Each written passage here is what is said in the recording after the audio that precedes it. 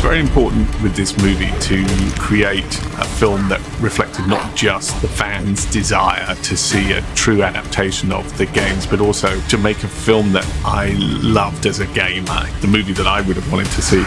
There's lots and lots and lots of Easter eggs in this movie. There are sounds that people recognize, there are costumes, there are set pieces that are spot on. It's like I'm living in the video game, and it's really exciting.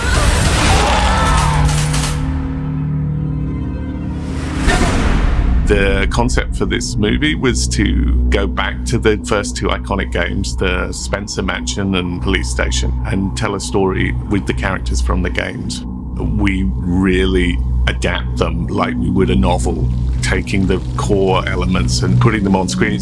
Every frame has details to the game, from the burger that the trucker's eating to the actual truck design. It's all identical. Watch out!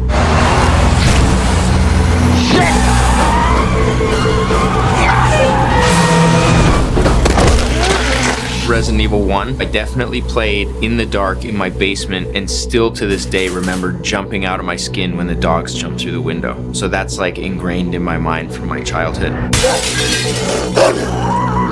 We got on very well with Capcom. They have been so integral to the movie. What the fuck?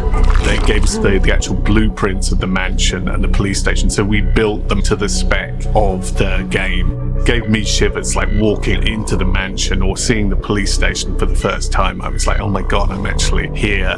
I'm in the game, you know?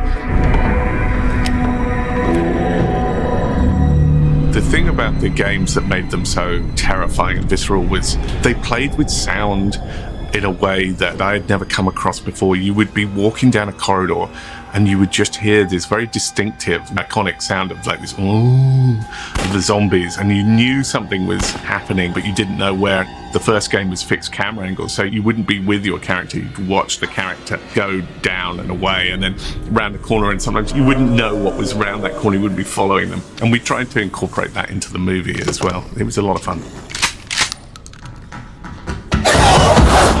The game holds such a 90s aesthetic, and I like that they sort of honored that. There's a certain charm that it brings to the movie.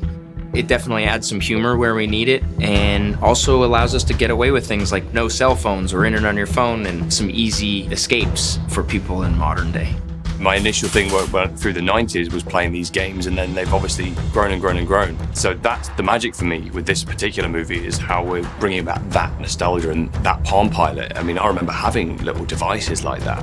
The jeans that they put me in, so I was like, this is how baggy we wore them 30 years ago. Jeez, things were not fitted in the 90s. There's something about this time that adds to the terror, because we don't have iPhones, we don't have the accessibilities of what we could do in the situation now, today. You're kind of on your own in a small town, and it was just a really nice touch.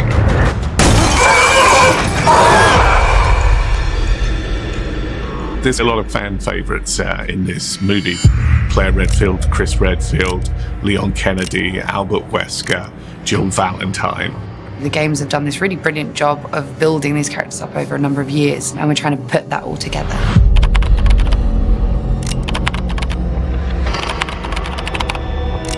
I'm playing Leon S. Kennedy, the rookie cop. We really went back. Fuck this. To the original second game, where he's quite a nerdy, reluctant hero. He doesn't think he's got any value at all, but that's what's so great about the Leon story in this movie. He rises.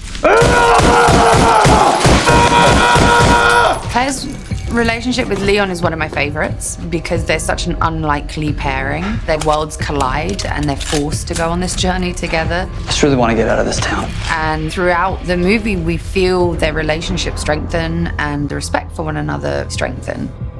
The costumes are really cool. One of the things that I really like about the Leon outfit is this piece of armor, but also these gloves. When I think of Leon, especially in Resident Evil 2, I think about the fingerless gloves. It's just sort of an iconic thing about the character.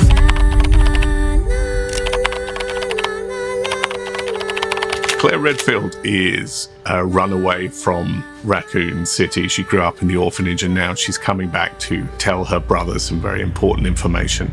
She's a very tough girl. She's like a street fighter. She can pick locks. She can use guns. I really liked that Claire is a rounded character. She has her own journey. She isn't just there to shoot things. You know, she has a trajectory and an arc, and I love how rebellious she is, and she's an absolute badass. With me and Claire, it's cool to be able to create a rapport between two characters and expand upon that because, you know, in the game, they have a friendship. They kind of weave in and out of each other's story. But for this, we're really sort of locked in on each other. So developing that relationship and expanding upon what's already there in the games was really cool. Claire's red jacket is spot on. I was literally just playing Resident Evil 2 and I showed her a picture. I'm like, come on.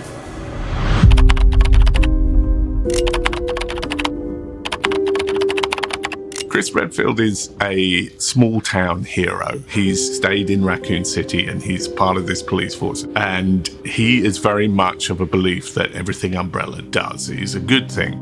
My character relationship with Chris is that he's my brother. Estranged. When they first meet, you can tell that there's definitely some tension there. They perhaps haven't spoken for a long time, but there's an undeniable bond that they share from the trauma of their childhoods.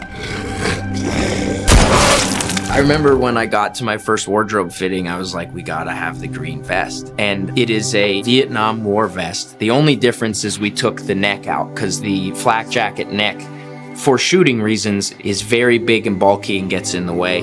That's our only difference, really, as far as game versus movie goes for me.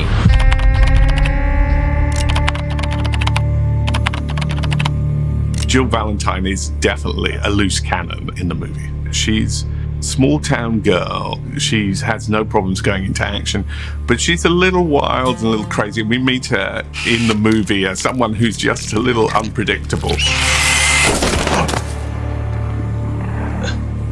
Really? She's got such an amazing relationship with her force, her team. She's very loyal and you don't mess with her. My character, Jill Valentine, we kind of find her in the diner with all the guys, and I remember thinking, I look so 90s. Like, it was the costume. I was like, this is so great.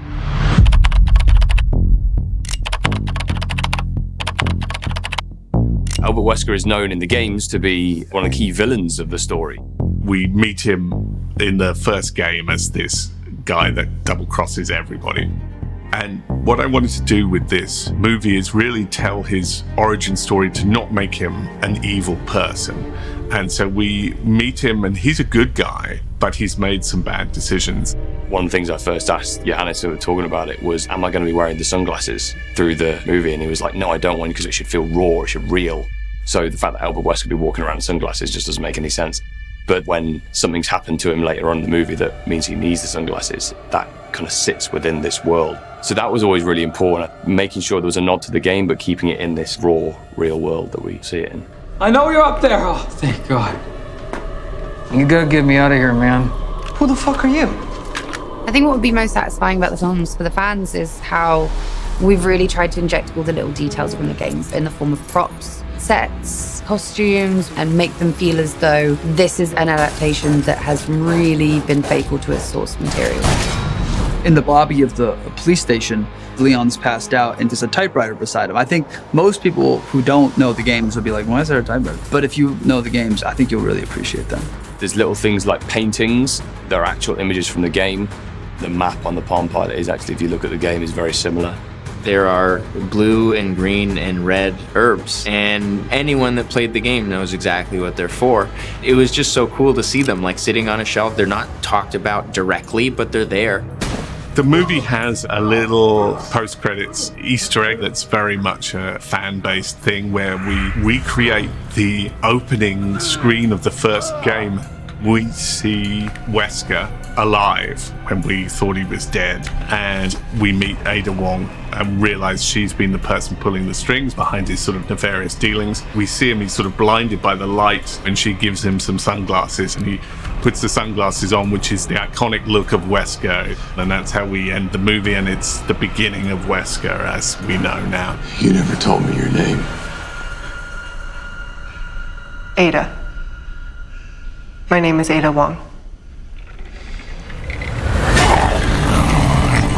I've always been very much into horror, and then these games came out and I started to see the references that I loved represented in games rather than movies. For the first time, a computer game was cinematic. And then a real changing point for me was Capcom rebooted the second game a few years ago. And it's just incredible. It's the most cinematic thing I'd ever seen in my life. It was like being immersed in a horror movie. And that coincided with us rebooting this franchise. And it really was the touchstone for how we approached this movie.